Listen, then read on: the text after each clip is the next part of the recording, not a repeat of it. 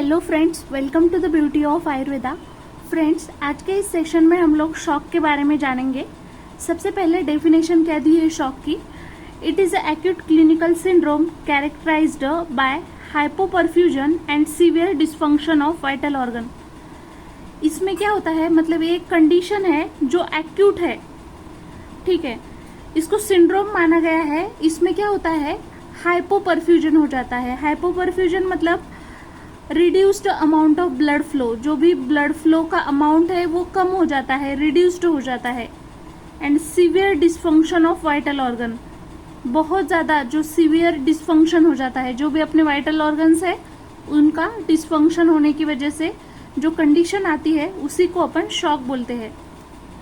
अपन clinically ही जाएंगे। वैसे अपन देख सकते हैं शॉक एक ऐसी क्रिटिकल कंडीशन है जो एकदम सडन अगर बॉडी में ड्रॉप होता है ब्लड फ्लो, या फिर बहुत सारे केसेस में हो सकता है, जैसे ट्रोमा की वजह से हो सकता है, या फिर ब्लड लॉस की वजह से, एलर्जिक रिएक्शन, मतलब बहुत सारे टाइप से होता है।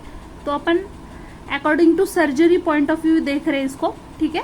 क्लासिफिकेशन देखिए, सबसे पहले यहाँ पे हाइपोवॉल्यूमिक शॉक, सेकेंड है कार्डियोजेनिक शॉक, थर्ड है डिस्ट्रीब्यूटिव शॉक और फोर्थ है ऑब्स्ट्रक्टिव शॉक। कौन से टाइप्स बताए? 4 बताए। सबसे बेसिक हाइपोवॉल्यूमिक, कार्डियोजेनिक, डिस्ट्रीब्यूटिव और ऑब्स्ट्रक्टिव। सबसे पहले अपन हाइपोवॉल्यूमिक के बारे में समझते हैं।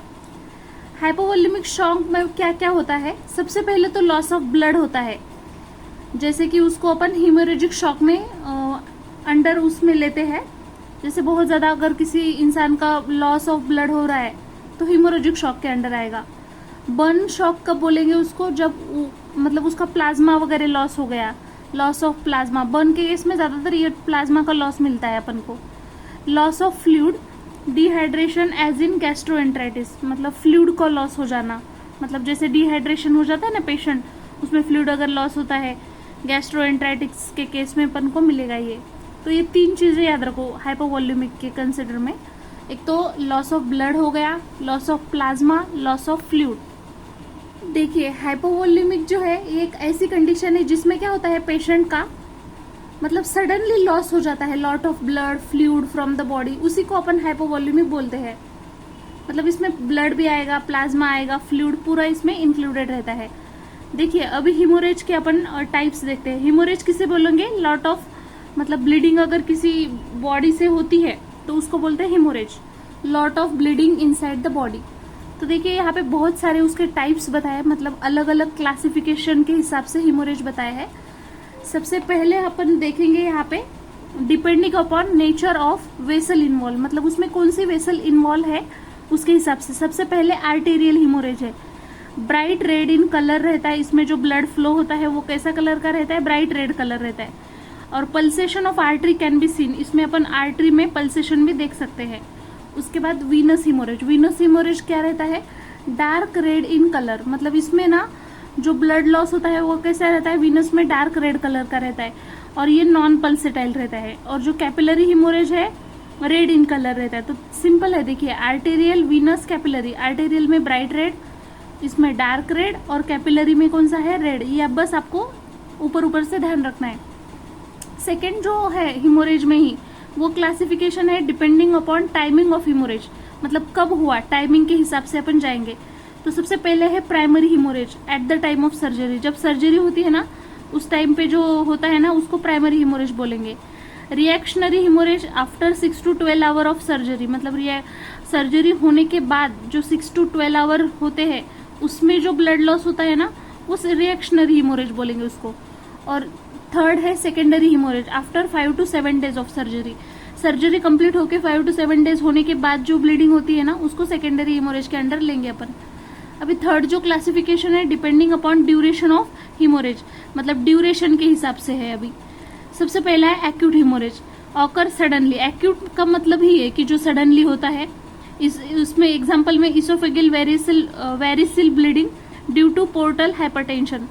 इसमें जो इसोफेगल वेरिसिल है मतलब इसमें एनलार्ज हो जाती है, जैसे वेन है टॉर्टियस हो जाती है इसमें। इसोफेगस की जो वेन है, जैसे अपन ऐसे अगर डायग्राम बनाए, ऐसे इसोफेगस जो रहते हैं ना ओपनिंग, वहां पे क्या होता है इसोफेगल ओपनिंग में यहाँ पे जो वेन्स रहती है ना वो डायलेट हो जाती है, ठीक है। और इस वजह से वहां से ब्लीडिंग होती है due to portal hypertension. Portal hypertension किसको बोलते हैं?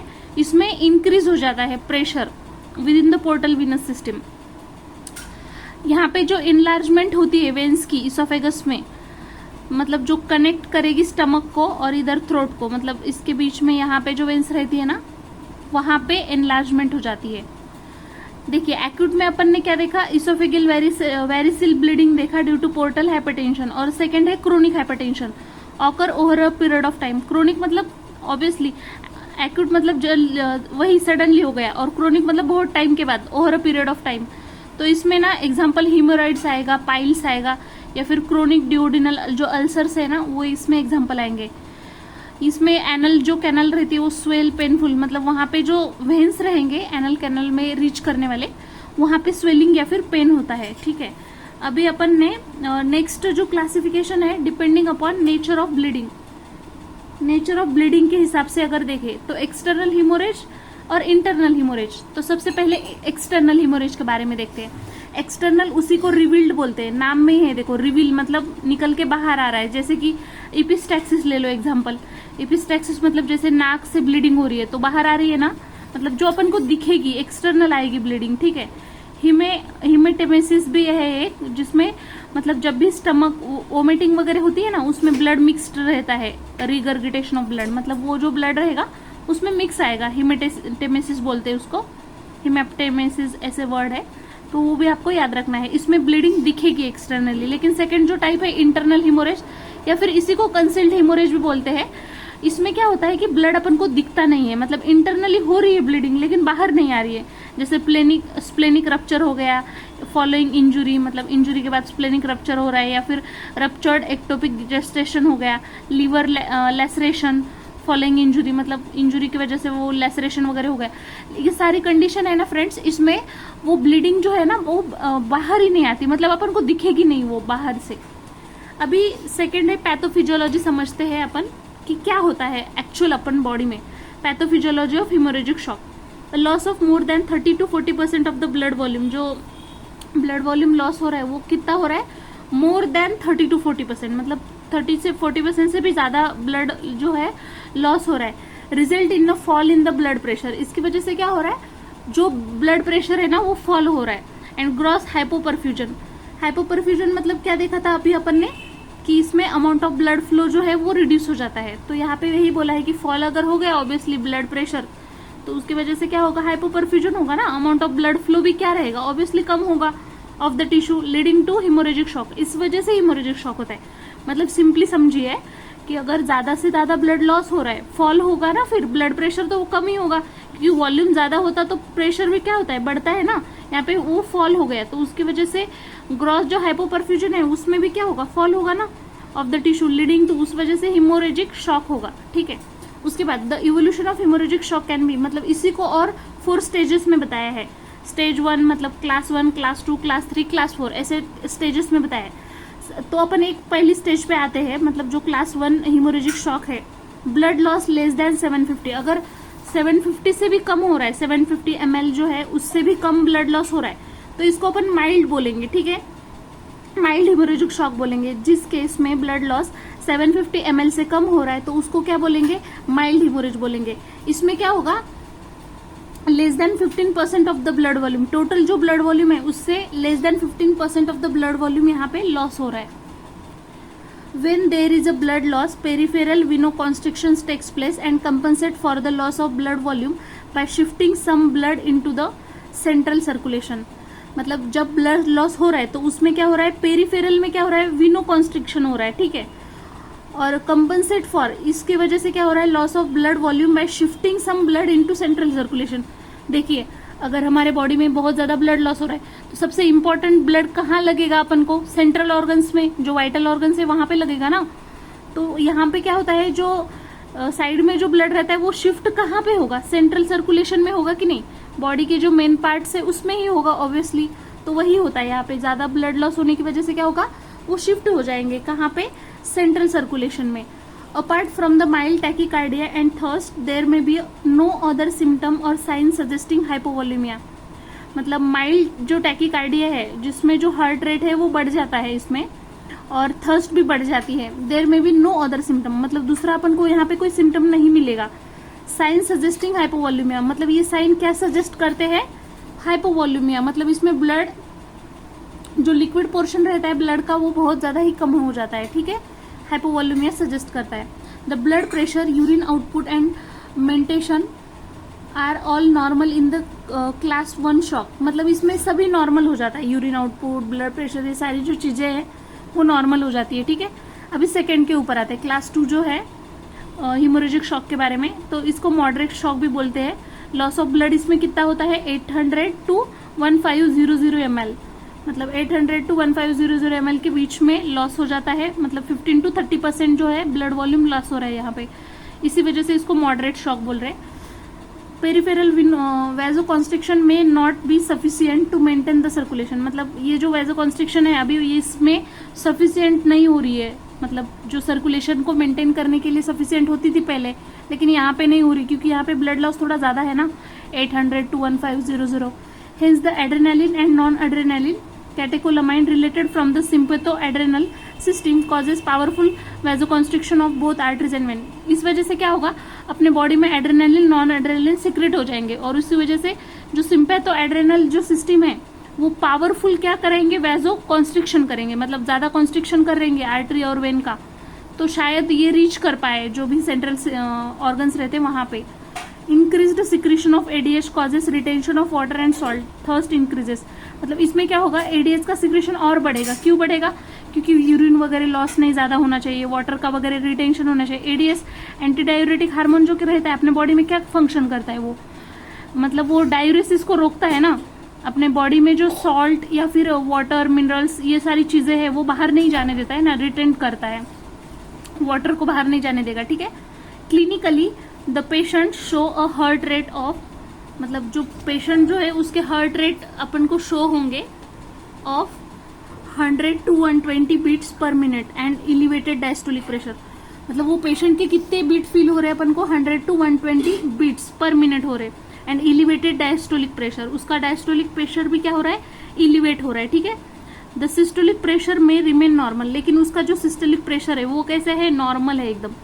यूरिन आउटपुट इज रिड्यूस्ड, अभी क्योंकि एडीएच सिक्रीज हो गया ना ज्यादा, तो यूरिन आउटपुट क्या होगा, रिड्यूस होगा ना, about 0.5 ml per kg per hour, and the capillary refill is more than normal 2 seconds, मतलब कैपिलरी रिफिल भी ज्यादा हो जाएंगे यहाँ पे, नॉर्मल से ज्यादा होगी।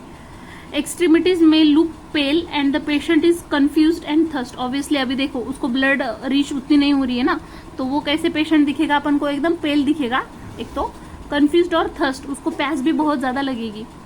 क्लास 3 की तरफ आते हैं अभी, सीवियर ब्लड लॉस होता है इसमें, loss of 1500 to 2000 ml, 30 to 40% of the blood volume, all the sign and symptoms of the class 2 haemorrhage get worst, मतलब सिंपल है, देखो इसमें और भी ज्यादा ब्लड लॉस हो रहा है, 1500 से 2000 ml के बीच में, मतलब 30 to 40% ब्लड लॉस हो रहा है, तो इसमें जो साइन सिम्टम्स रहेंगे वो क्लास 2 में जो देखे उससे भी और वर्स्ट रहेंगे ना, और सीवियर कंडीशन आ गई है। The patient systolic and diastolic blood pressures fall and the heart rate increase to around 120, देखिए यहाँ पे ना अपन ने ऊपर देखा था कि सिस्टोलिक नॉर्मल था, वहां पे डायस्टोलिक बस इलिवेट हुआ था, लेकिन इस केस में दोनों भी इलिवेट होंगे, ठीक है। सिस्टोलिक फॉल हो गए यहाँ पे, और जो हार्ट रेट है वो कितना इंक्रीज हो गया, 120, मतलब पहले कितना था, 100 to 120 के बीच में था, लेकिन अराउंड यहाँ पे 120 तक पहुंच गया। द पल्स इज थ्रेडी, मतलब पल्स भी अभी ये होगी, और urine output drops to 10 to 20 ml per hour, जो यूरिन है वो भी अभी ड्रॉप हो रहा है एकदम से, कितना ड्रॉप हो रहा है, 10 to 20 ml per hour। The patient appear pale and aggressive, drowsy and confuse, मतलब वो पेशेंट को कुछ भी समझ में नहीं आएगा, वो एकदम पेल दिखेगा, एग्रेसिव दिखेगा, ड्राउजी और कंफ्यूज्ड रहेगा। रेस्पिरेटरी रेट इंक्रीजेस, इसमें रेस्पिरेशन और बढ़ेगा, मोर देन 20 से ऊपर हो जाएगा फिर रेस्पिरेशन भी।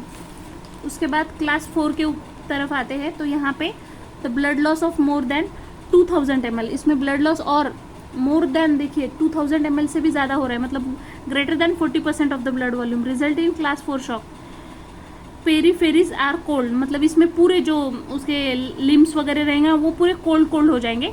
The pulse is 3D and more than 120, देखिए पल्स अभी और भी बढ़ गई है, ठीक है, 120 पर ml से भी ज़्यादा, पर मिनट से भी ज़्यादा हो गई है। The blood pressure are very low और यूरिन अनरिकॉर्डेड, सॉरी, जो ब्लड प्रेशर है ना वेरी लो हो जाएगा, अनरिकॉर्डेबल, अपन उसको रिकॉर्ड भी नहीं कर पाएंगे।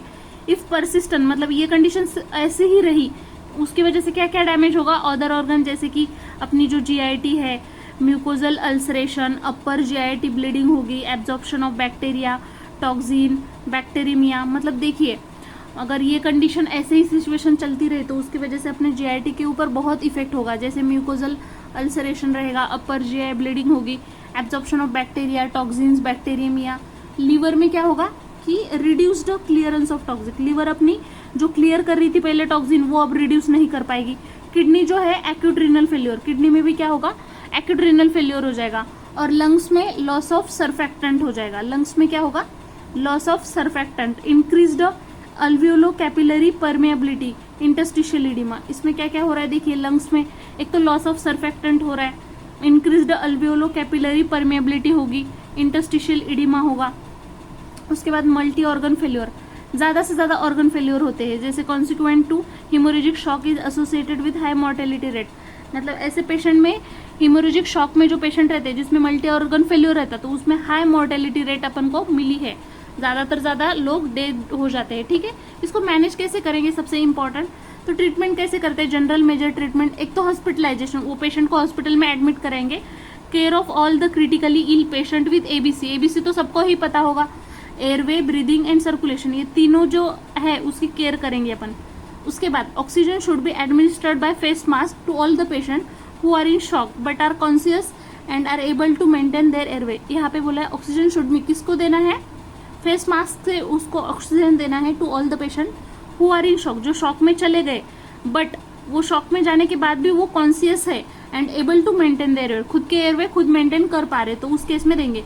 इफ अनकॉन्शियस, अगर वो पेशेंट है कोई वो अनकॉन्शियस हो गया तो उसकी वजह से endotracheal intubation and ventilation with oxygen में भी नेसेसरी। इफ अनकॉन्शियस, अगर कोई पेशेंट अनकॉन्शियस हो गया, endotracheal intubation and ventilation with oxygen में भी नेसेसरी, मतलब उसको एंडोट्रैकियल इंट्यूबेशन देंगे, ठीक है, वेंटिलेशन, ऑक्सीजन में भी नेसेसरी। हिमोरेज कंट्रोल, उसका हिमोरेज जो है, ब्लीडिंग लॉस जो हो रही थी उसको भी कंट्रोल करना पड़ेगा। इंट्राविनस में क्या देंगे, urgent intravenous administration of Ringer lactate, Ringer lactate देंगे उसको टू रिस्टोर ब्लड वॉल्यूम, जो भी ब्लड वॉल्यूम कम ज्यादा हो रहा है तो उसको रिस्टोर करने के लिए अपन रिंगर लैक्टेट देंगे, ये याद रखिए, आईवी से दे रहे हैं अपन, ठीक है। ट्रीटमेंट ऑफ स्पेसिफिक मेजर्स, अब स्पेसिफिक मेजर्स की कैसे ट्रीटमेंट करेंगे, सबसे पहले है pressure and packing to control bleeding from nose and scalp, packing using roller gauze with और without adrenaline to control bleeding from nose. अगर कोई पेशेंट है उसमें इपिस्टैक्सिस की कंडीशन अपन को मिलती है, नोज से ब्लीडिंग वगैरह हो रही है, तो ब्लीडिंग अगर कंट्रोल करना है नोज से या फिर स्कैल्प से, पैकिंग यूजिंग रोलर गॉज जो रहता है उससे पैक करेंगे, विद और विदाउट एड्रेनालिन, एड्रेनालिन के साथ या फिर एड्रेनालिन नहीं रहे तो भी उससे कंट्रोल हो जाएगा फिर ब्लीडिंग फ्रॉम द नोज। और एक रहता है सेंगस्टेकन ट्यूब बोलते हैं इसको, सेंगस्टेकन ट्यूब, ये जो ट्यूब क्यों यूज करते हैं, to control the bleeding from oesophageal varices. यहाँ पे जो है अपन ने देखा था अभी इसोफेजियल वेरिसिस बोलते हैं उसको, तो वो कंट्रोल करने के लिए यहाँ पे ट्यूब डालते हैं, उसका नाम क्या है, सेंगस्टेकन ट्यूब। और सेडेशन टू रिलीव एंजाइटी, मतलब सेडेशन देते हैं to relieve anxiety, midazolam in treated dose of 1 to 2 mg IV, IV भी देंगे इसको, माइडाजोलम जो है उसको आईवी देंगे, ठीक है। उसके बाद surgical method to control haemorrhage, surgically भी अपन कर सकते हैं, जैसे application of artery forceps to control bleeding from vein, arteries and capillaries. अगर वेन, आर्टरीज, कैपिलरीज में से ब्लीडिंग हो रही है तो वहां पे अपन किसका एप्लीकेशन करेंगे, आर्टरी फोर्सेप का। Application of ligature for bleeding vessels, और लिगेचर्स का भी एप्लीकेशन करेंगे फॉर ब्लीडिंग वेसल्स। कॉटराइजेशन भी करेंगे यहाँ पे, डायप्थेनी जिसको बोलते हैं। एप्लीकेशन ऑफ बोन वैक्स का भी एप्लीकेशन करते हैं। Horsley's wax which is bees wax in almond oil, मतलब ये बोन वैक्स मतलब क्या रहता है, ये एक हॉर्सलेस वैक्स रहता है विच is bees wax in almond oil के साथ उसको मिला के देते हैं। टू कंट्रोल, इसको क्यों दे रहे हैं, to control bleeding from the cut edges of the bone, जो अगर बोन के कट एजेस में से ब्लीडिंग हो रही है तो उस केस में क्या एप्लीकेशन करेंगे, bone wax. Silver clips are used to control bleeding from the cerebral vessel. जो सिल्वर क्लिप्स है ना उसका यूज भी करते हैं अपन to control bleeding from the cerebral vessel, Cushing's clip बोलते हैं उसको। सेकेंड टॉपिक है फ्रेंड उसी में जो अपन ने सब टाइप देखे थे 4, उसमें से कार्डियोजेनिक शॉक है जो कि अपन नेक्स्ट वीडियो में कवर करेंगे इसको। और ये मॉडर्न का थोड़ा सा मैं मतलब स्पीड ज़्यादा हो रही है क्या, ये भी आप मुझे कमेंट में बताना, और समझ में आ रहा है कि नहीं, या फिर हर एक के मीनिंग बताऊँ, ये भी आप लोग मुझे बताना। मतलब कैसे, मैं ऐसे समझ के चल रही हूँ कि शायद आपको बेसिक सारी चीज़ें पता है, इसलिए मैं सारी चीज़ें नहीं बता रही हूँ। अगर वैसा भी चाहिए होगा तो प्लीज़ आप मुझे कमेंट में एक बार बता देना, मतलब वो भी मैं कवर करते जाऊंगी फिर आगे से। Thank you for watching this video.